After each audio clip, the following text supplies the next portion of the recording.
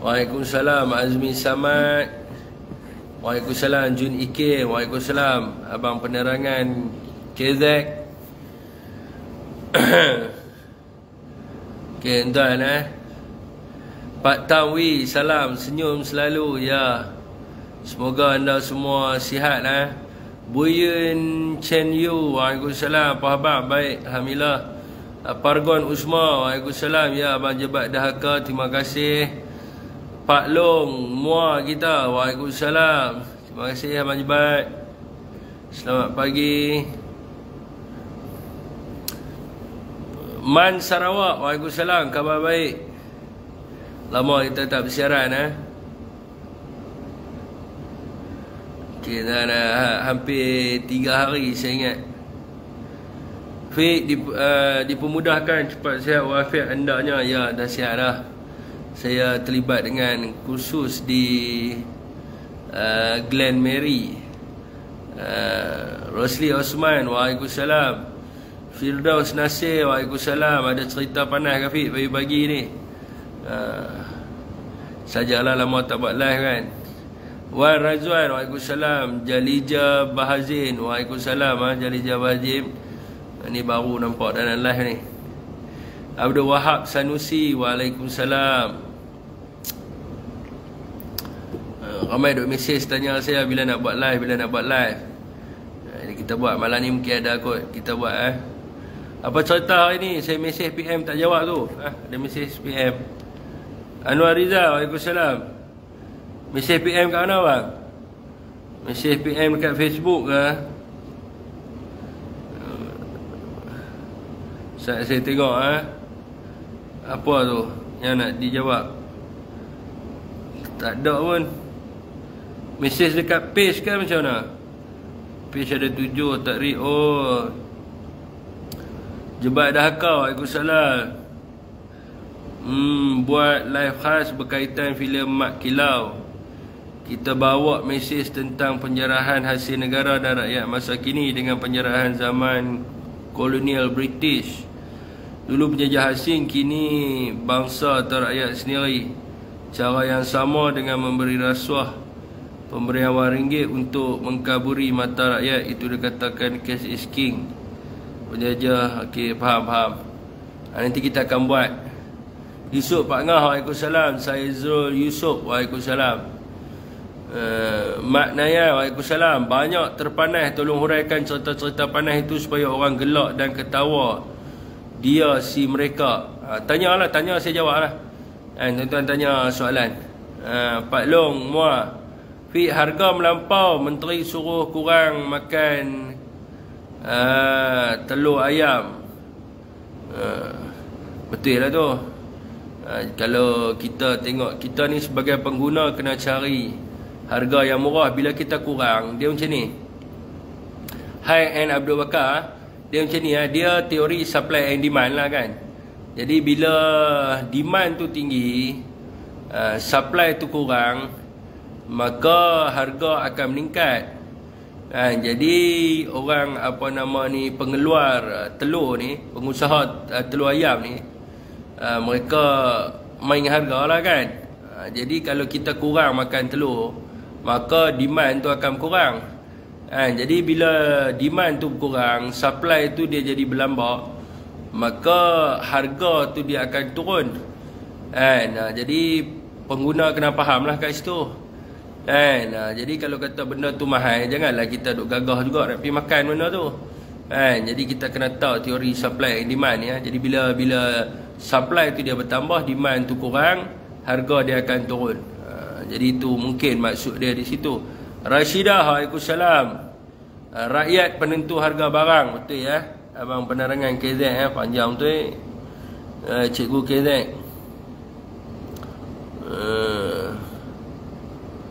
Oh ni saya nak baca tak nampak sebab background saya putih di belakang, lagi saya baca. Rosli Ismail Muhammad KBS Alzad, saya baca, saya buka info satu lagi saya baca.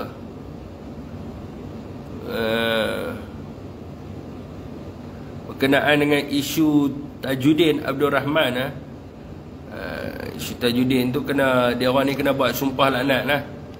Saya nak baca yang ni dulu. Mana dia tadi Oh, dia dah hilang.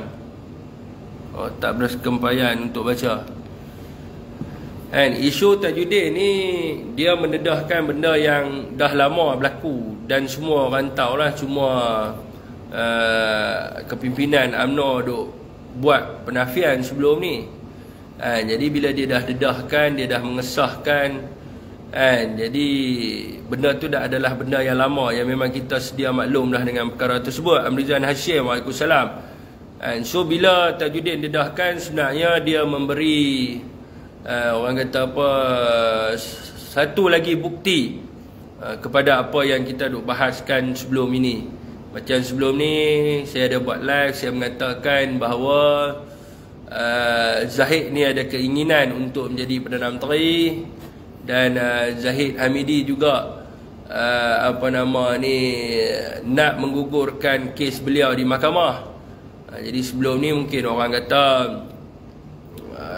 penipu dan sebagainya. Jadi bila Tajudin Rahman mendedahkan, selain daripadanya adalah beberapa ahli kepimpinan UMNO yang lain turut mendedahkan, maka itulah bukti kepada apa yang kita perkatakan sebelum ni, yang mereka-mereka ni tak percaya. Jadi yang kedua, Tajudin juga mengatakan bahawa adanya jajaran baru, adanya orang kata apa, usaha untuk membentuk jajaran baru di antara DAP dan juga PKR dan juga Barisan Nasional. Jadi sebelum ni kita kita dah bagi tahu kepada mereka, dan mereka tak percaya. Dan salah satu faktor saya meninggalkan UMNO adalah kerana jajaran baru tu lah. Jajaran baru tu berlaku pada 15 hari bulan 10 tahun 2020, iaitu tarikh di mana saya menyertai Parti Pribumi Bersatu Malaysia dan meninggalkan perjuangan di dalam UMNO, kerana pada pendapat saya UMNO sudah munafik dan tidak lagi memperjuangkan sebagaimana yang mereka perkatakan sebelum ini. Isu semasa boleh je, tak ada masalah apa, debatkan siapa-siapa pun. Aduh, saya background putih belakang, tak nampak tulisan nak baca. Apa ni Abang Jebat kata apa tu, Abang Jebat? Abang Jebat dah haka cakap apa ni? Saya kita tengok. Jebat dah haka. Isu Acrak Wajdi cakap pasal TPM jangan jadi isu sebab fokus pada keadaan semasa. Bukan dulu masa TSMY jadi PM geng diorang duk kalut. Itulah pasal dia, pasal TPM ni kan. Sebab kita melihat Perdana Menteri hari ini dia perlukan bantuan seorang timbalan Perdana Menteri untuk membantu dia. Ya, Datuk Nordin kita mungkin boleh masuk juga ni. Kita sembang-sembang santai pagi ni, saya add Datuk Nordin masuk. Dia duk ada di sini, dia khusus kelingan saya. Jadi kita perlukan seorang untuk, kalau Perdana Menteri tak berjaya untuk membuat sesuatu perkara, sekurang-kurangnya timbalan Perdana Menteri itu ada. Dan kita tahu hari ini juga Perdana Menteri ini dia dalam keadaan yang tertekan. Zack Pilot, Waalaikumsalam, dia dalam keadaan yang tertekan kerana ahli-ahli dalam parti dia sendiri tidak sokong pada dia, dan ahli-ahli di dalam parti dia sendiri cuba untuk menjatuhkan dia.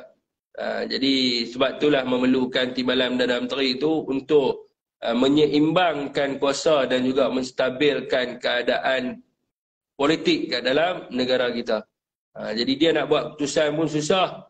Kalau keputusan yang melibatkan bersatu, orang kata apa, menteri pemimpin-pemimpin parti UMNO akan desak Ismail Sabri supaya tidak orang kata apa, memberi kredit kepada menteri-menteri dari Bersatu ataupun melayani parti Bersatu.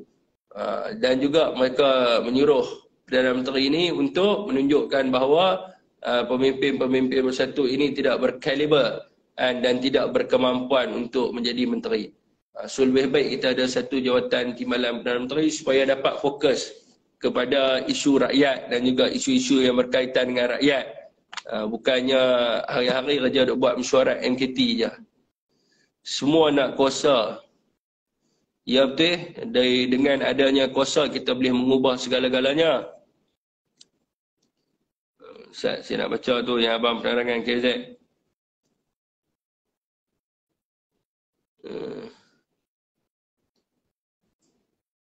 UMNO sakit kerana pemimpinnya. Kenyataan ahli parlimen Pasir Salak Tajudin Abdul Rahman dalam sidang media baru-baru ini sebenarnya tidaklah mengejutkan banyak pihak kerana banyak pihak tahu apa yang sebenarnya berlaku. Pendedahan ahli parlimen itu hanyalah seperti akar terjumbai tempat siamang berpegang. Segalanya mendedahkan sikap sebenar pemimpin UMNO. Bangkai gajah bolehkah ditudung oleh nyiru? Pastinya pada satu masa kelak terdedah juga. Bukan mudah menepis segala pendedahan yang dilakukan kecuali dengan tindakan biasa yang dilakukan. Melakukan sumpah wallahi wa billahi wa tallahi seolah-olah tindakan bersumpah menjadi barang permainan.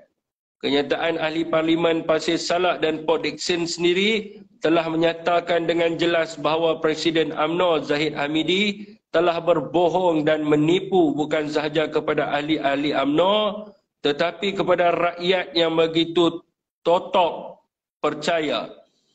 Tidak mungkin akan terdedah juga sumpahan laknat sebenarnya Najib Razak bosku satu hari nanti seperti yang berlaku kepada Zahid. Sudah tiba masanya Zahid Hamidi bersumpah laknat untuk menafikan pendedahan ahli parlimen Pasir Salak itu kerana itu adalah amalan biasanya.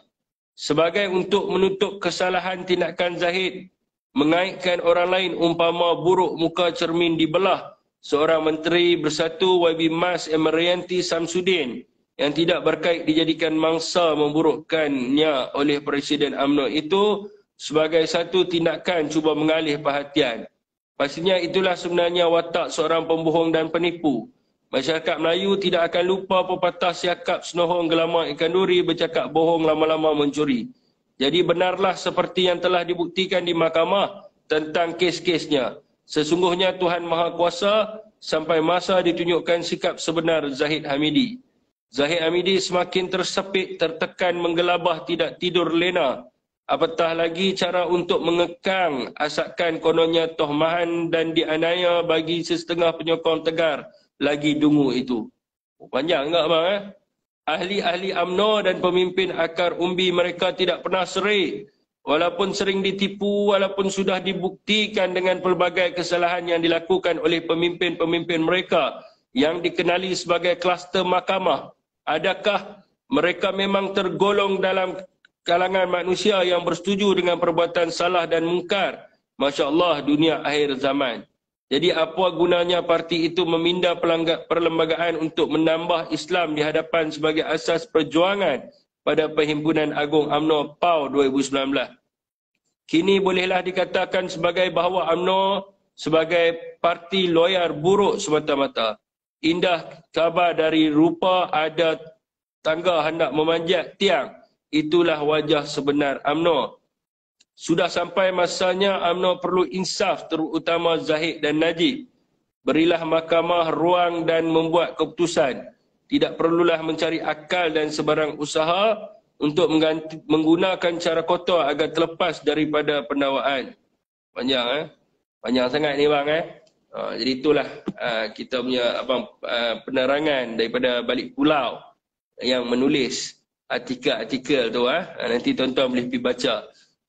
Jasri Akbar, mana parti pun Karija lebih sama je semua. Yang cerdik makan banyak, yang tak cerdik nampak bodoh pula dalam tingkah laku. Tapi semua parti tak sama tuan-tuan. Dia membawa perjuangan yang berbeza dan juga ideologi yang berbeza. And UMNO mungkin sekarang ni dulu ataupun sekarang ni mungkin mereka menerapkan konsep asabiah di dalam perjuangan mereka yang begitu resis, dan dalam masa yang sama mereka juga sebenarnya mengamalkan pemerintahan autokrasi dan juga mengamalkan depotisme dan juga kepentingan individu di dalam parti mereka sendiri. Jadi mereka tidak mementingkan perkara-perkara yang lain, dan juga mereka mengamalkan salah guna kuasa dan juga rasuah yang berleluasa di dalam parti UMNO itu sendiri.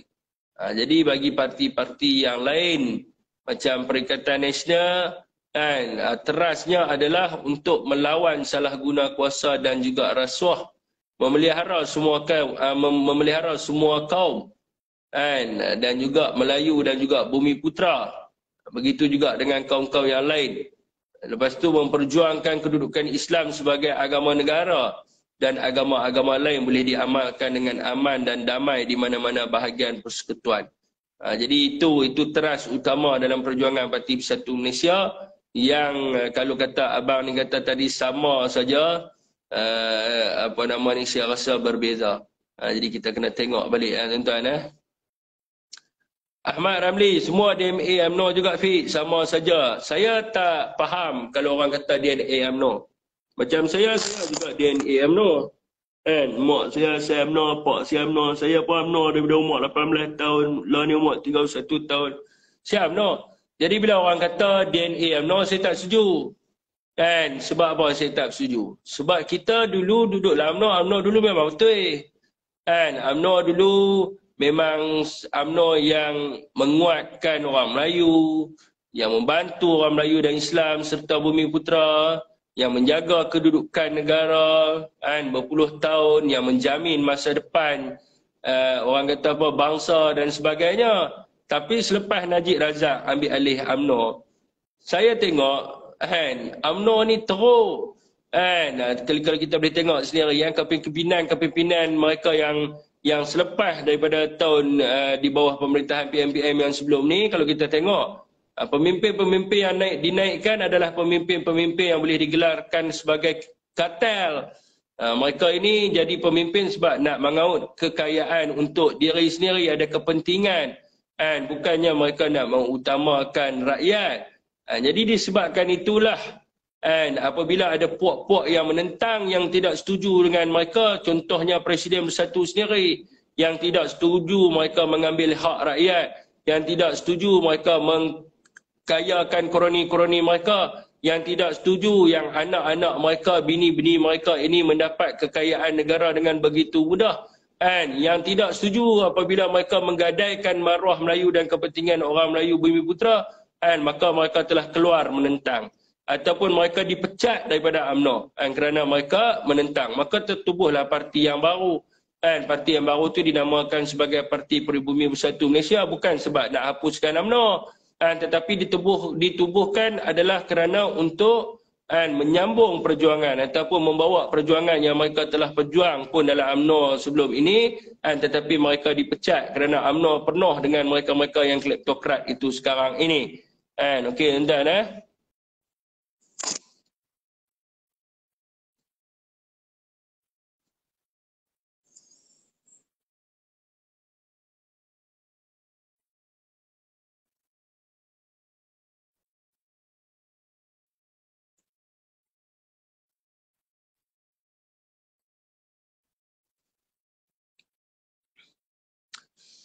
Bersatu serang UMNO, UMNO serang Bersatu, tak bimbang ke dengan Rafizi dan PH?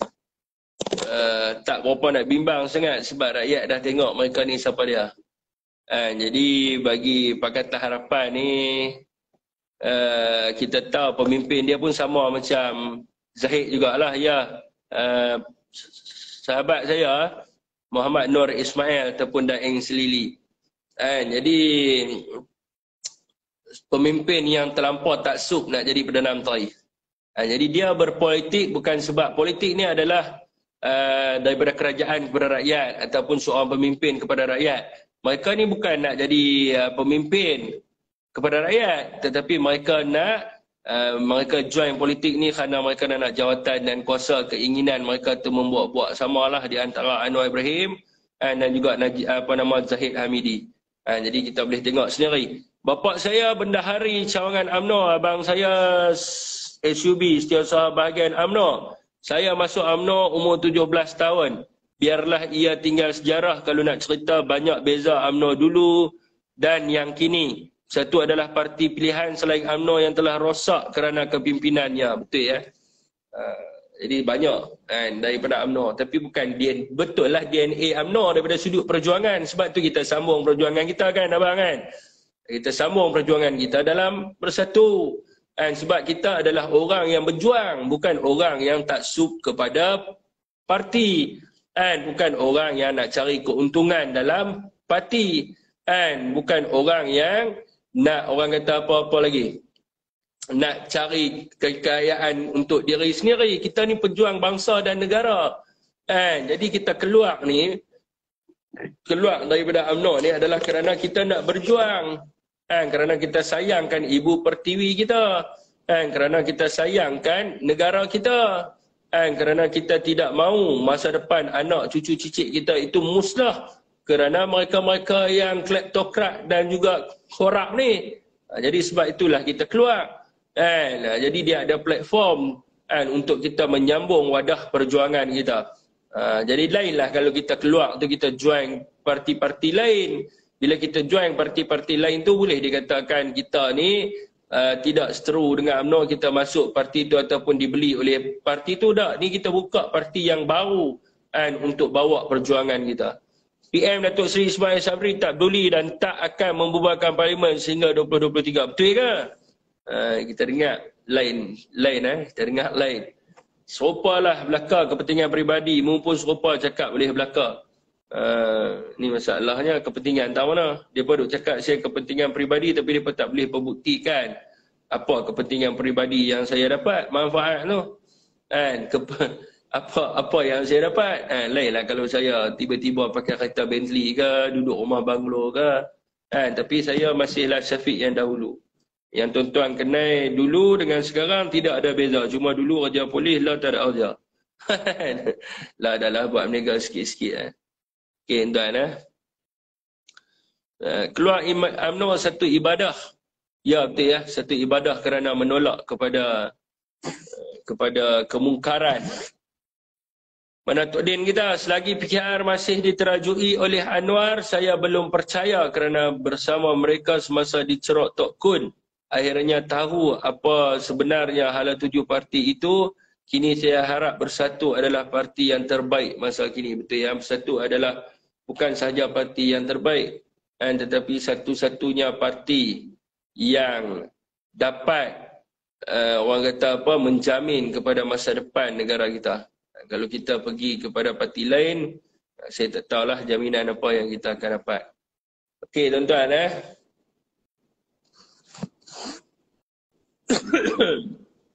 mungkin ada siapa-siapa nak bisi duduk dalam aircon ni dia jadi mengantuk tuan-tuan.